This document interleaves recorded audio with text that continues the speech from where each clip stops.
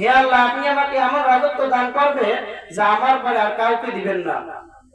হযরত সুলাইমান নবী আল্লাহ পাকের কাছে রাজত্ব চেয়েছিলেন। এখন বোঝা গেল রাজত্বের মালিক আল্লাহ। বাহাদুর হলে রাজত্ব পাওয়া যায় না, আল্লাহ পাককে দান করতে হয়। আল্লাহ পাক যাকে চান তাকে রাজত্ব দান করেন, আর যাকে চান না তাকে কান ধরে নামিয়ে দেন। এইসব সাহেব ক্ষমতায় ছিলেন, শেখ হাসিনা ক্ষমতায় ছিলেন, এখন নেই। আর এখন যারা আছে তারা যদি বলে আমাদেরকে কেউ নামাতে পারবে না, তাদের ধারণা ভুল। আর আল্লাহ পাক যদি চান তাকে কান ধরে নামিয়ে দেবেন, কেউ তাকে আটকাতে পারবে না।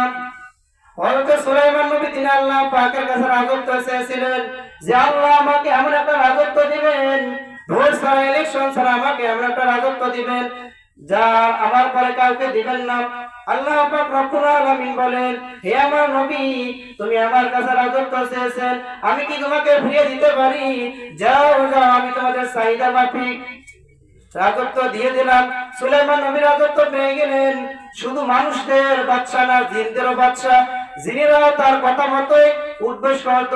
শুধু জিনেরা না, পানি বাতাসও তার কথা মতো প্রবাহিত হতো, তার হুকুম মতে প্রবাহিত হতো। শুধু পানি বাতাস না, 18,000 মাখলুকাতের তিনি বাদশা ছিলেন। সুবহানাল্লাহ। পিঁপড়ার ভাষা যিনি বুঝতেন আল্লাহ পাক তাকে শিখিয়েছেন। হুদুদ পাখি তার সঙ্গে ছিলেন।